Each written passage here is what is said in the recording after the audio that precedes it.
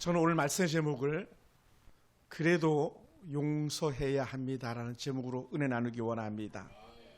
옆에 사람 인사합시다. 우리 용서합시다. 아멘. 다 용서하는 그런 성도가 되기 원합니다. 다른 사람을 용서하지 못하는 사람은요, 자신이 건너야 될 다리를 갖다가 스스로 무너뜨리는 것과 같다고 했어요. 여러분, 용서는요, 과거를 바꿀 수는 없지만 그러나 미래 새로운 희망의 삶을 시작할 수 있다는 거예요. 그래서 우리는 용서해야 됩니다. 그래서 용서는 그 상대방으로 하여금 혹은 또 자신이 새롭게 시작할 수 있는 힘과 용기를 주는 거예요. 용서는요, 내일을 기대하게 하는 힘이 된다는 것이죠. 특히 용서는요, 강한 자들이 할 수 있는 특권입니다. 약한 자들이 할 수 있겠지만 그러나 강한 자들은 더더욱 용서하기가 쉽지 않은 거예요. 자기가 큰 자니까.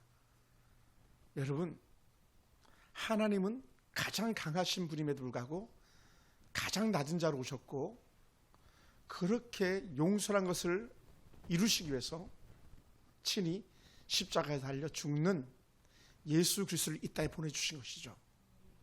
그러니까 예수님이 이 땅에 오신 목적은 단 하나, 용서라는 것 때문에 오신 겁니다. 1999년 7월에 미국에서 아주 큰 아픔의 일들이 있었습니다. 윤원준이라는 학생이 있었는데 26살에 미국에 유학 가가지고 열심히 공부하던 그런 학생이었습니다. 그런데 인종 우월주의였던 벤저민 스미스라는 이 한 젊은이가 무차별하게 총기를 낭사해가지고 그 총에 맞아 죽어나갔습니다. 당시 이 윤원준이라는 학생은 너무 정말 괜찮은 학생이었는데, 그는 서든 일리노이드 대학에서 졸업을 하고 인디애나에서 이제 대학원에 공부를 하는 그런 중이었었습니다. 그러니 얼마나 꿈이 컸겠습니까? 이 총기 사건이 있는 지 8일째 되는 날에 장례식 절차가 진행됐는데, 그때 추모 예배에 그의 삼촌이신 박성우라는 목사에 나오셔서 추모사를 하면서 이렇게 말합니다. 나는 오늘 가족을 대표해서 예수 그리스도의 이름으로 내 형제를 죽인 벤자민 스미스를 용서합니다. 그리고 나는 오늘 예수 그리스도의 이름으로 내 사랑하는 형제의 꿈을 빼앗아가고 피를 흘리게 한 이 미국을 예수 그리스도의 이름으로 용서합니다. 왜냐하면 예수님께서 용서하시기 위해서 이 땅에 오셨기 때문입니다. 그리고 우리 가족은 바로 그 예수 그리스도를 믿는 사람들입니다. 그러므로 예수 믿는 사람은 전적인 용서를 하는 사람이죠. 프랑스에 루이 12세라는 그런 왕이 있었습니다. 그는 왕자에 오르기 전에 수많은 정적들이 있었어요. 적들이 있는 거죠. 그런데 이가 왕위에 등극을 했습니다. 그랬더니 왕이 되기 전에 정적에 또 수많은 사람들이 벌벌 떨면서 어쩔 바 모르고 어떤 사람들은 도망을 치기 시작했었습니다. 더더군다나 이때 왕이 수초가 나가지고 있는데 거기에 정적들의 이름이 다 써져 있는 거예요. 그리고는 그 옆에 십자가가 이렇게 하나씩 그어져 있더라는 거죠. 그러니 정적들의 이름이 써져 있으니 더더욱 불안과 공포에 사로잡혔습니다. 그런데 얼마간의 시간이 지나자 그 정적들에게 놀라운 소식이 전해집니다. 왕이 왜 그렇게 정적들의 이름 옆에다가 십자가를 그었는가? 사실은 용서하기 위해서 그들의 이름 옆에다가 십자가를 그었다는 거예요. 그러면서 이 왕이 했던 말이 뭐냐면, 사실은 나도 죽어 마땅한 그런 죄인이었었어요. 내가 바로 예수 그리스도 때문에 용서받은 죄인인데 내가 누구를 정죄하겠습니까? 라고 했다는 거죠. 얼마나 귀한 그런 마음인지 모릅니다. 여러분, 우리가 살면서 때로는요, 남들을 분노하게 하고 또 용서할 수 없는 그런 마음이 들게 할 때가 참으로 많이 있습니다. 아마 여러분들도 그런 경험들이 있을 거예요. 마음에 큰 상처들도 있을 것입니다.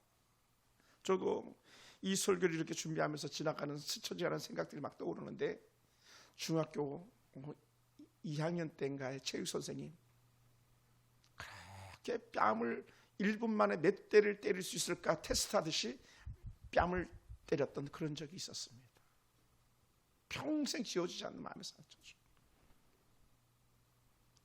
군에 입대해서 상공지 보충대에 이렇게 들어갔는데, 저희들은 하사였고 그 부대 하사들이 같이 내후반장들하고 축구를 하자 그랬어요. 근데 우리가 안 한다 그랬어요. 그랬더니 정말 물풀에 파이프 같은 큰 이만한 그 도끼자루 같은 걸 가져와 가지고 다 엎어놓고 사정없이 다 때리는 거예요. 왜 축구 하자는데 안 하냐고. 사실 말도 안 되는 그런 일들이 남아 있는 거예요. 뭐 그것뿐이겠습니까? 소도 없는 그런 아픔의 상처들이 남아 있죠. 그런데 그런 아픔의 상처들이 잘 지워지려면 잘 용서해야 되는 거죠. 잘 용서해야. 오늘 여러분 가운데 잘 지워지기 원합니다. 잘 용서할 수 있게 되기 원합니다. 우리는 남을 힘들게 할 수도 있고 또 때로 남이 우리를 힘들게 할 수 있습니다. 그래서 오늘 성경 말씀에서는 남을 실족하게 하는 자가 라고 말했어요. 남을 실족하게 하는 자. 우리는 의도적이든 또 비의도적이든 남을 실족하게 할 수 있는데, 오늘 본문 속에서는 의도적으로 실족하게 하는 자, 넘어지게 하는 자예요. 그것을 덫을 놓거나 때로는 함정을 파놓고 걸려들기를 기다리는 그런 악한 자들이죠. 그런 자들은 차라리 연자 맷돌입니다. 커다란 소가 끌어야 되는 그런 맷돌이에요. 소가 돌리는 그런 맷돌. 차라리 그 맷돌을 목에다 걸고 죽는 게 낫다. 바다에 빠져 죽는 게 낫다라고 하는 거예요. 그러니까 여러분, 우리가 살면서 남을 힘들게 한다는 것은 자신의 생명을 버릴 각오를 하고 남을 힘들게 하는 거예요. 자기 생명을 버릴 각오하고. 근데 오늘 주님께서는 형제가 죄를 짓거든 책망하고 회개하거든 용서하라라고 이렇게 말씀하십니다. 조건은 뭐예요? 회개하지 않으면 용서할 수가 없다는 거예요. 회개하라. 그래서 성경에서 예수님께서도 말씀하셨고, 본문서에 들어가는 그 세례 요한 같은 경우도 회개하라 했고, 구약의 수많은 선자들이 제일 먼저 외쳤던 것들은 다 한 가지로 동일하게 하나님께로 돌아와라, 너희가 회개하라라고 했어요. 그래서 이렇게 말씀합니다. 형제가 죄를 범하거든 경고하라. 경고를 듣고 회개하거든 용서하라. 하루에 7번이라도 내게 죄를 짓고 7번 내게 돌아와서 회개하거든 그냥 용서해야 된다라고 그렇게 말씀하십니다. 사랑하는 성도 여러분, 저나 여러분은 한결같이 연약한 사람들이에요. 우리는 세상 말로 하면 쏙이 전 밴댕이가 어떤지 모르겠습니다만 밴댕이 쏘갈머리라 그러잖아요. 밴댕이 쏘갈머리 같은 그런 마음을 우리가 가지고 있어요. 조금만 힘들게 해도 우리는 발끈하고 화를 내기 쉽고요. 자기 것은 잘도 덮으면서 남의 허물은 감춰줄 수 없는 그런 아주 작은 자들입니다. 그러다 보니까 우리는 의도적이든 비의도적이든 용서하는 것이 그렇게 쉽지 않더라는 거예요. 아마 저도 예의가 아닐 거예요. 우리는 자기 자신의 죄들에 대해서, 자기 자신의 허물에 대해서 너무 관대해요. 다 별명거리들이 있습니다. 얼마나 우리가 많은 말로 별명거리들 찾는지 몰라요. 남의 허물은 크게 보고 자기 허물은 감추기에 바쁜 그런 모습이 오늘 우리들이 아닐까 생각됩니다. 그리고 예수님께서 그런 걸 너무 잘하셨잖아요. 자기 눈에 들보는 보지 못하고 남의 일을 티만 본다고. 오늘 우리가 그런 사람들이라는 거죠. 그러다 보니까 우리는 용서할 수 없는 그런 마음을 가지고 있는 사람들일지도 모릅니다. 세상 사람들이 이렇게 말합니다. 다 그런 건 압니다만은 가장 좋은 복수가 뭔지 아냐? 그것은 용서하는 거다라고 해요. 여러분, 그렇게 할 수 있겠습니까? 쉽지 않아요. 저도 막 상처들이 많이 있는데 오늘도 강대상에 올라오면서 막 그런 생각이 들었어요. 이야, 정말 가진 자들의 행포가 얼마나 큰지 막 가슴에 막 분노가 일끓기도 하는 그런 마음을 가지고 절제하고 돌아오는 거예요. 용서하기가 쉽지 않은 그런 마음인 거죠. 모세는 뭐라고 말씀했습니까? 우리가 잘 아는 신명기에 출애굽기 21장 24절에서 이렇게 표현했습니다. 눈은 눈으로, 이는 이로, 손은 손으로, 발은 발로, 된 것은 된 것으로, 상하게 한 것은 상하게 한 것으로, 때린 것은 때림으로 갚을지니라. 갚으라 했어요. 눈은 눈으로, 이는 이로. 예를 들어서 뺨을 때리면 뺨을 때리고. 이게 복수법이에요. 복수법. 여러분, 어제 그저께 뉴스가 막 연일 나오는데 이란과 이스라엘과의 대치 전국이에요. 이란이 이스라엘을 막 보복 공격을 하겠다고 막 지금 전쟁 준비 중에 있어요.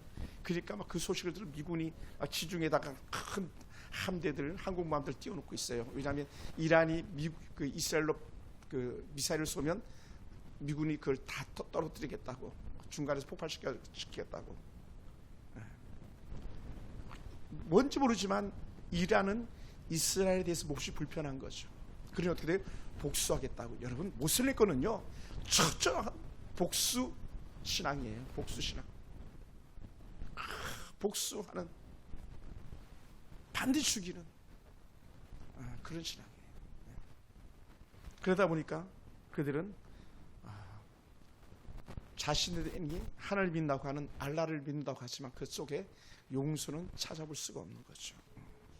알라냐 아니면 죽음이냐 막 이걸 선택하라고 하기도 하는 그런 일들이거든요. 사실 이게 머지않아서 우리나라에서 이루어질 일들입니다. 정신없이 모슬림권들이 이미 우리나라 곳곳에 포진해 있거든요. 여러분 그거 아세요? 외국인 노동자들이 데모하는 거예요. 전 세계 어느 나라도 외국인 노동자들이 힘을 합쳐가지고 그것도 광장에서 모여서 데모하는 그런 나라는 대한민국밖에 없다는 거예요.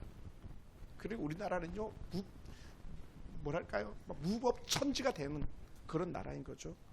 종교적으로도 마찬가지, 삶속에도 마찬가지. 그런데도 불구하고 우리는 용서라고 하니까 용서하는 게 결코 쉽지 않은 그런 사람들이라는 거죠. 그러면 우리가 어떻게 하면 예수님께서 말씀하시는 그래도 용서할 수 있겠는가? 그 질문에 우리 이렇게 답할 수 있어야 돼요. 따라해 보시죠. 내가 그리스도인입니다. 내가 예수 믿는 사람이에요. 저는요 너무 예의 없는 사람들을 많이 보는데 어쩌면 그렇게 예의 없는지, 그럼에도 불구하고 내가 또 수긍하고 또 수긍하고 또 수긍하려고 하는 것 중에 하나는 뭐냐면 그래도 내가 목사인데, 그래도 내가 목사인데, 그래도 내가 목사인데 받아야지, 수용해야지라는 그런 생각을 가질 때가 한두 번이 아닙니다. 여러분, 우리가 그리스도라는 이 말은 예수님을 따라서 사는 사람이라는 거거든요. 그러므로 예수님이 용서하기 말씀하셨기 때문에 용서해야 될 사람이에요. 여러분, 예수님께서 어떻게 사셨습니까? 우리 주님께서 우리에게 사는 방법을 알려주셨는데 그것은요 용서하면서 사셨다는 거예요. 용서하면서. 할렐루야. 그러니까 우리는 사람들이 완전할 수 없음을 누구보다 더 잘 아셨던 주님입니다. 그러다 보니까 용서하시기 위해서 당신을 내어주는 데까지 나가야 되는 그런 주님이셨던 거죠. 할렐루야. 여러분, 오죽했으면 너희가 실족하게 하지 않을 수 없어. 그러나 너희가 의도적으로 남을 넘어뜨리려고 해서 안 돼. 의도적으로 너희가 덫을 놓아서는 안 돼. 의도적으로 함정을 파서는 안 돼라고 말하는 거예요. 할렐루야. 주님께서 우리에게 주신 말씀이에요. 여러분, 우리의 연약한 것을 누구보다도 더 잘 아시는 주님입니다. 나는 내가 연약한 사람인 줄 안다. 그러나 너는 실족하는 도구가 되지 마라 라고 하는 거예요. 한번 따라해보세요. 내가 남을 넘어뜨리지 맙시다. 할렐루야. 여러분, 가족 힘들게 하면 안 돼요. 목회자는 저는 여러분이 힘들게 하면 안 됩니다. 또 여러분 마찬가지, 여러분이 저 힘들게 하면 안 돼요. 그리스도인이에요. 그리스도인. 우리가 아버지 하나님 마음을 아프게 하면 안 돼요. 그런데 우리 어때요? 사실은 너무 제가 여러분 힘들게 할 때도 많잖아요. 또 때로 여러분이 뭐 힘들게 하는 건 뭐 일도 아니죠. 가족 아프게 하는 건요, 뭐 아무것도 아닌 거죠. 왜냐하면 일상화된 것 같은 그런 악한 죄 가운데 우리가 거리기 때문에 그렇습니다. 우리 너무 연약한 사람들이에요. 그런데 주님께서 뭐라고 합니까? 너 그래서 안 돼라고 하는 거예요. 그래서 예수님께서 형제가 죄를 범하거든 경고해라. 3절에 그렇게 표현했잖아요. 경고해라. 남의 죄를 보고 남의 허물을 보며 그것을 말하기가 쉽지 않습니다. 그런데 주님은 말씀합니다. 얘야 말해. 경고해. 죄 짓지 말라고 말해야 돼. 오늘 현명하다고 생각하는 사람들은요, 자신을 잘 드러내지 않으면서 다른 사람과 약간의 거리를 둡니다. 그래서 자신의 허물이 드러나지 않기를 바라는 마음을 다 가지고 있어요. 감추는 거죠. 되도록 남의 일에 간섭 자체도 안 하려고 하잖아요. 그런데 주님은 아니야. 너 남의 잘못하면 지적해라고 말하기도 해요. 조건이 있습니다. 어떤 조건이 있을까요? 들을 수 있을 때, 들을 만한 자에게. 내가 말해도 알아듣지 못하는 사람에게 말하지 말라는 거예요. 왜냐하면 말해봤자 못 알아들으니까. 불행한 거죠, 사실은요. 만약에 남들이 지적해서 그걸 알아들을 수 있다면 여러분 행복한 사람이고 여러분 괜찮은 사람이에요. 여러분이 허물이 있음에도 불구하고 말하지 않는다면 여러분요 형편없는 사람으로 취급받고 있는지도 모른다는 거예요. 이게 제 말이하고 자문의 일을 말씀드리죠. 사랑하는 성도 여러분,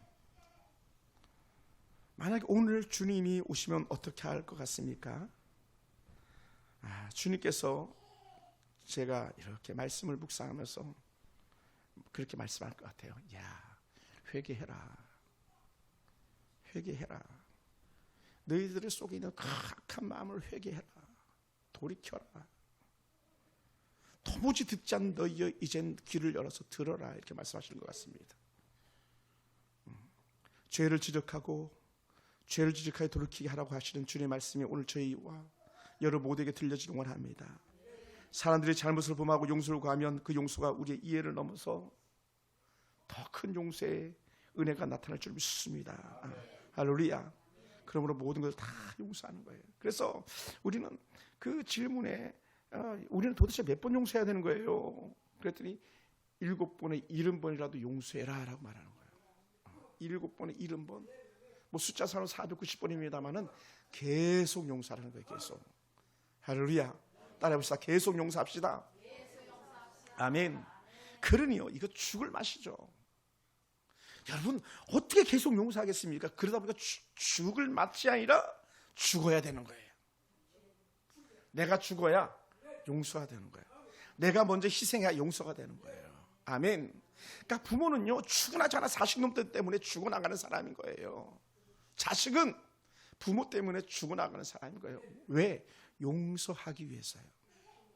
근데요 그렇게 하다 보니까 용서거리가 점점 줄어들게 되는 거죠. 할렐루야. 사랑하는 성도 여러분, 우리에게 그 은혜가 있기 원합니다. 그래서 예수님은 그 자체가 용서신데 왜 용서시냐? 예수님은 하나님입니다. 하나님의 그 결론이 뭡니까? 하나님은 어떤 분이라고 그랬습니까? 하나님 이즈 사랑. 하나님은 사랑이라는 거예요. 그러니까 사랑이신 하나님 때문에 우리는 그래 내가 사랑하는데 너는 사랑하지 못하겠니? 내가 용서하는데 너는 용서하지 못하겠니라고 주님께서 그렇게 말씀하시는 거죠. 아버지께서 그렇게 말씀하시는 거예요. 그러니 또 용서하고 또 용서하고 그렇게 우리를 품어주시는 그런 하나님이신 줄 믿습니다. 사랑하는 성도 여러분, 예수님의 용서의 절정은요 그러므로 십자가에 달려서 빛을 드러내셨습니다. 가장 완전한 용서의 방편 십자가의 죽으심이었어요. 여러분 우리 용서하려고 죽기까지도 하시는데 우리 용서하지 못하겠습니까? 주님이 너를 용납했는데 너희도 용납하라고 받아들여 주라는 거거든요. 오늘 우리에게 그런 은혜가 있기를 원합니다. 그래야 우리에게 내일이 있는 거예요. 그래야 여러분의 가정에 내일이 있는 겁니다. 여러분 인생에 내일이 있는 거예요. 그것 때문에 우리는 오늘도 또 몸부림쳐야 되는 거예요. 몸부림.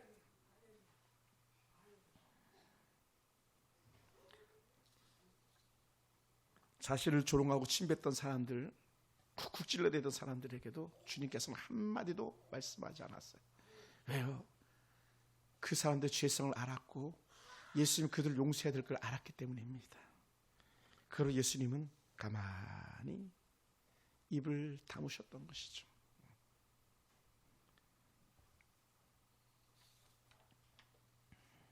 여러분, 우리는 하나님 안에 있는 사람들이에요. 행여나 여러분이 만약에 덫을 놓았다면 그 덫들 다 걷어들여야 됩니다. 만약 어떤 함정을 파고자 했던 많은 의도라도 만약 있었더라면 그것을 회개하셔야 됩니다. 우리는 자주 그렇게 말하잖아요. 너 한 번만 더 걸려봐, 걸려들기만 해봐, 이렇게 말하기도 쉽거든요. 사실 그게 덫을 놓고 기다린 것 같은 거거든요. 근데 우리는 그래서는 안 돼요. 그냥 무조건 품어주는 거예요. 그냥 무조건. 우리는 가장 가까운 사람들에게 덫을 놓아서 망치게 하는 그런 인생들도 있습니다. 때로는 친구들이 덫이 되기도 하고요, 이웃이 덫이 되기도 합니다. 함정이 되기도 합니다. 여러분, 우리가 그래서 사람 잘 만나야 되고요, 좋은 관계 속에 머물러야 됩니다. 여러분, 다윗의 인생의 변곡점 중에 하나였던 그 밧세바의 유혹에 다윗이 걸려든 거죠. 여러분 그렇게 생각하지 않습니까? 남편은 전쟁터 나가 있는데 아내자가 왕궁에서 내려다 보이는 데서 그것도 다 보이는 데서 옷을 벗고 목욕을 했다면 의도적인 것이죠. 세상은요, 여러분이 알게 모르게 의도적으로 수많은 덫들을 놓고 있는 거예요. 우리 교회에 그 덫에 걸린 사람 제가 여러 번 올감이 벗겨줬습니다. 이른 아침에 찾아와가지고 덫에 걸린 사람들 제가 건져내 준 적도 있습니다. 특히 과부들 조심하셔야 됩니다. 호레비들 조심해야 됩니다. 이 수많은 덫들이 여러분을 옥죄고 있는 거예요. 그때 영적 분별력을 가지고 이게 덫인지 아닌지 분별할 수 있어야 됩니다. 할렐루야.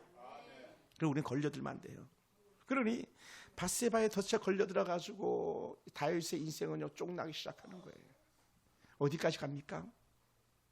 그 잘못된 욕심 하나 취하다가 결국은 살인에 이르기까지 그 죄가 남아있는 거잖아요.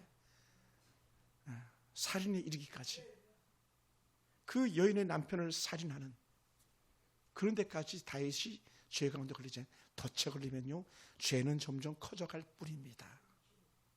우리가 그렇게 살아서는 안 되겠죠. 어찌 보면 우리 민족은요 참 불행한 민족 같습니다. 부분적으로 그렇습니다. 우리 민족은 현재 공산주의라는 덫에 걸려 있는 그런 민족입니다. 중국 공산당은 약간 차이가 있는, 어쩌든지 나라를 전복하려고 하는 그런 악한 세력들이 호시탐탐 노리고 있는 그런 세대 속에서 우리가 살아가고 있는 거예요. 우리는 분별해야 되는 것이죠. 덫을 놓은 자들을 피해갈 수 있게 되기 원합니다. 분별할 수 있게 되기 원합니다. 그런데 우리는 잘 분별하지 못하는, 지혜롭지 못한 우리가 더 남아있어요. 잘 분별해서 가정을 지켜내고요, 나라를 지켜낼 수 있게 되기 원합니다. 여러분 자녀를 지켜내기 원합니다. 왜냐하면 덫에 빠지면 오로지 걸려들어서 해결해야 될 것은 자신의 희생이에요. 자기 고통인 거죠. 죄에 빠지면 그 죄책감과 그 죄로 인한 상실감 때문에 숱한 밤을 울면서 밤을 지새워야 되는 그런 고통이 있는 거예요. 왜요? 다윗이 우리아를 죽인 죄, 다윗이 밧세바를 취해서 첫 아이를 가졌을 때에 그렇게 금식하며 울며 통곡했던 그런 죄에 대한 값은요 눈물이었거든요. 상처였거든요. 그래서 우리는 할 수만 있으면 덫을 분별하고 죄를 분별해서 죄 가운데 거닐지 않도록 우리는 날마다 영적으로 깨어 있어야 되는 거예요. 할렐루야, 할렐루야. 여러분 우리나라는 현재 성평등이라는 덫에 걸려 있습니다. 남녀평등이라면 말이 돼요. 성평등이라는 그런 죄들 때문에 우리는 덫에 빠져 있어요. 자기네 기분에 따라서 나는 남자도 될 수 있고 여자도 될 수 있고, 그래서 노원구 같은 경우는 화장실이 3개예요. 남자 화장실, 여자 화장실, 중성 화장실. 이게 이제 합법화되는 거예요, 여러분. 지금 그 길 가고 있는 거예요. 그 길에 여러분들이 막 던진 거예요. 돌을 같이 던진 거예요. 여러분, TV만 틀면 트랜스젠더들이 나와가지고 활개치고 있잖아요. 그들에게서 막 재밌다고 박수 쳐주고 있잖아요. 우리는 성평등의 덫, 에이즈의 덫, 마약의 덫에 걸려들었어요. 지금은요 남 얘기 같죠? 불과 며칠 후면 그것들이 여러분의 자녀들의 얘기가 될 수 있다는 거예요. 우리 아들 딸들에게 미래가 있겠는가? 우리 심각하게 고민해 봐야 됩니다. 여러분에게 미래가 있는가? 어느 날 어느 목사님이 이런 얘기를 하시더라고요. 박원순 살아있을 때예요. 너 만약에 너의 아들이 남자를 데려가서 아빠 며느리 이렇게 하면 받아줄 수 있겠어? 받아줄 수 있겠어? 그들은 그걸 외쳤거든요. 근데 우리는 그런 덫에 걸려들었어요.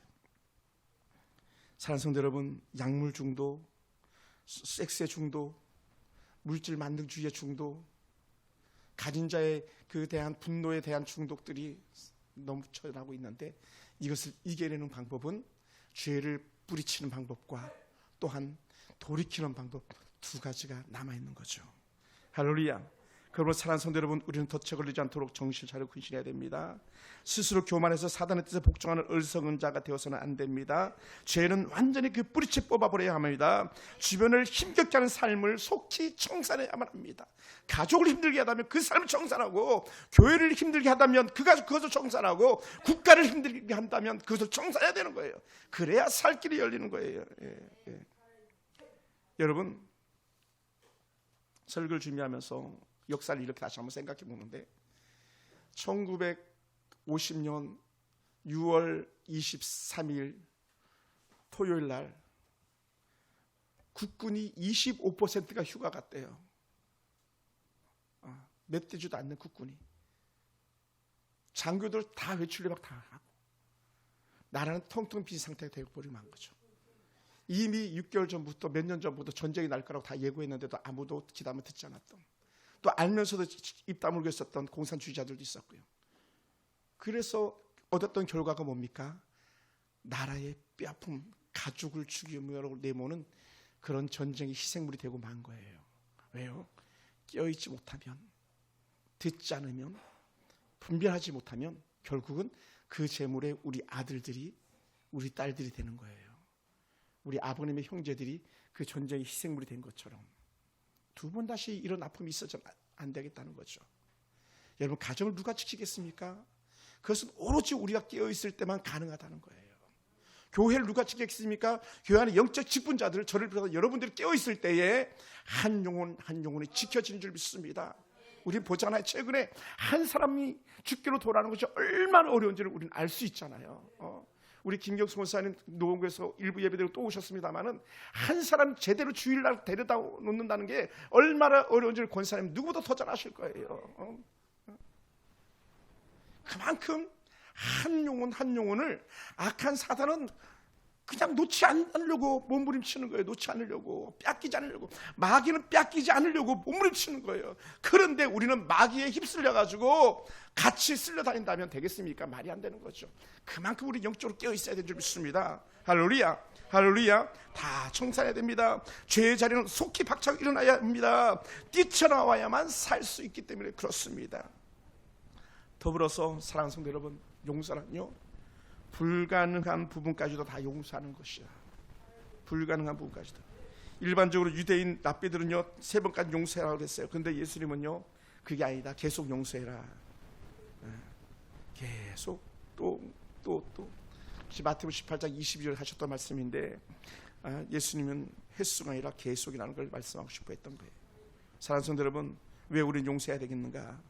우리는 한없이 용서받았기 때문이다. 한없이. 그래, 우리는 너희가 잘못을 용서해 주지 않으면 너희 아버지께서도 너희 잘못을 용서해 주지 않는다라고 그렇게 마태복음 6장 14절에서 말씀하셨거든요. 내가 용서할 때 내가 용서받은 죄인이 된다는 거예요. 이거 쉽지 않아요, 여러분.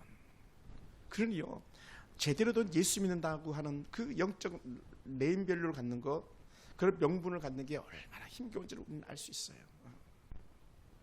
제가 최근에 70년대, 80년대 할아버지 할머니들 영상을 잠깐 본 적이 있는데요.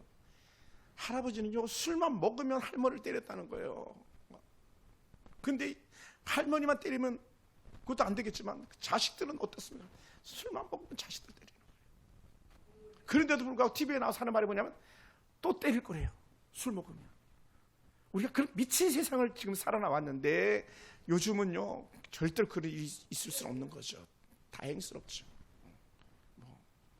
그랬다가 애들이 신고해 버릴 거니까. 애들이 신고하잖아요. 아빠가 때렸어요. 미국이 그랬는데 이제 우리나라도 그런 거예요. 제 친구 목사님이 영국에 있는데 한국에 사듯이 아들을 갖다가 세 자녀인가요? 그 중에 하나를 혼냈나 봐요. 근데 그걸 누가 봤어요? 신고해 버렸어요. 학교 교장 선생님인데, 친구 목사님이 영국의 학교 교장 선생님이거든요. 접근 금지. 그래서 6개월인가 몇 년 받아가지고요, 한국에 나와서 있다가 그제서 돌아갔어요. 한국도 마찬가지예요, 여러분. 아동 학대법, 이게 얼마나 강력해졌습니까? 왜 그래요? 왜 그런 법이 필요합니까? 우리는 용서하지 못하고 자기 마음대로 절제하지 못하고 행동했던 죄들이 컸기 때문에 그래요.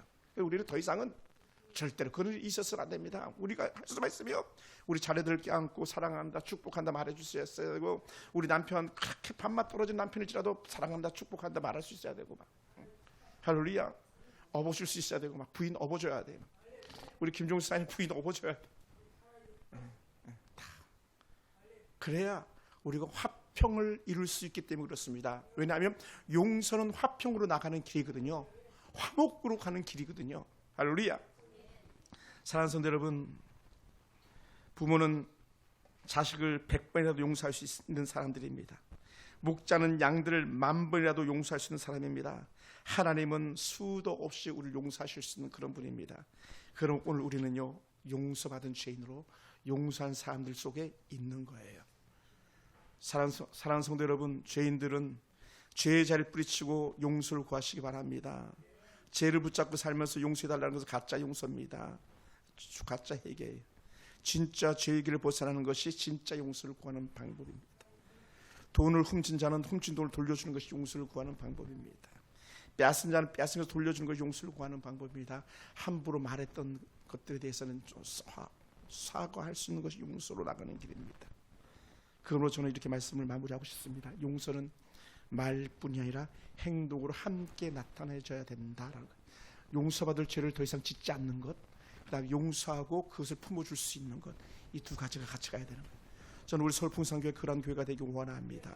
할렐루야. 그래서 용서는 비난을 멈추고 새로운 시작을 가능하게 하기 때문에 용서함으로 우리 새롭게 2024년 4월을 보내봅시다.